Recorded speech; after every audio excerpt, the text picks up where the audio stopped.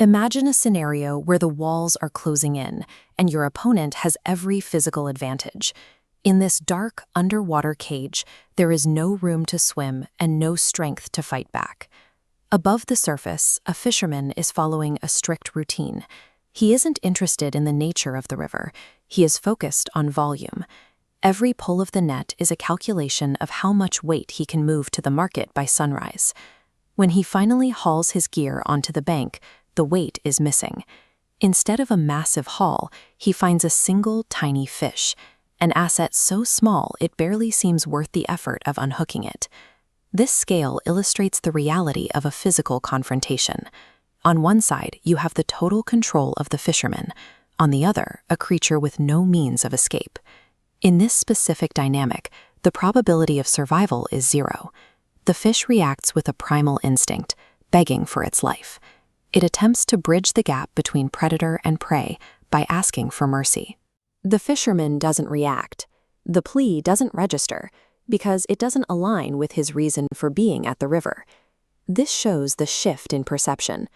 To the man on the bank, the fish has ceased to be a living thing, becoming a fractional unit of currency.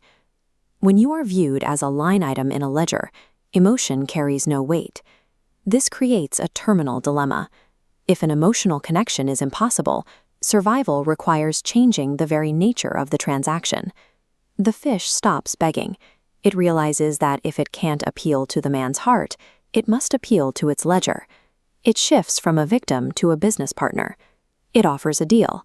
Let me go today, and I will lead a much larger school of fish back to this exact spot tomorrow. This chart contrasts the two options now facing the fisherman. By offering a promise, the fish has created a new asset where none existed a moment ago, trading a small, certain gain for the possibility of a much larger one. The fish is no longer talking about its own life. It is talking about the fisherman's future. It focuses the man's attention toward the potential for wealth. By constructing this hypothetical deal, the fish manages to halt the momentum of the encounter. It has replaced a physical struggle with a negotiation. The fisherman begins to pause.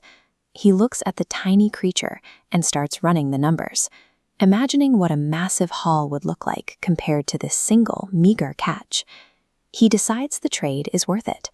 He rationalizes that losing a tiny bit of value today is a small price to pay for the chance of a windfall tomorrow.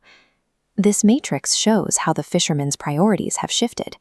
The prospect of a massive payout has become so large in his mind that it obscures the obvious risk, that a fish has no reason to keep its word. Convinced by the vision of future profit, the fisherman opens his hand. He watches his only catch disappear back into the depths. The fish didn't need to break the net or overpower the man. It simply identified the fisherman's primary desire and used it to change his mind. The next day, the fisherman returns to the riverbank. He arrives early, bringing his best gear and high expectations for the promised harvest. But the water is still. There is no school of fish, no signal from the depths, and no payout. The river is empty. He is left with the realization that he traded a tangible reality for a story. The leverage he thought he held was based on a promise that was never intended to be kept.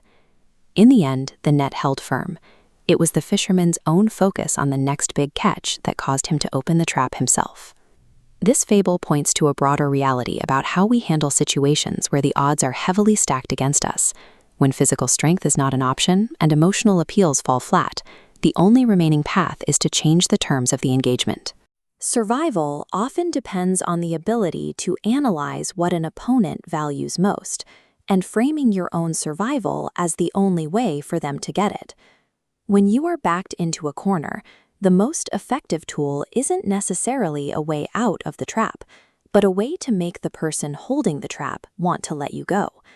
True influence, after all, doesn't always require size. It requires understanding that even the strongest net has a release mechanism, if you know which button to press.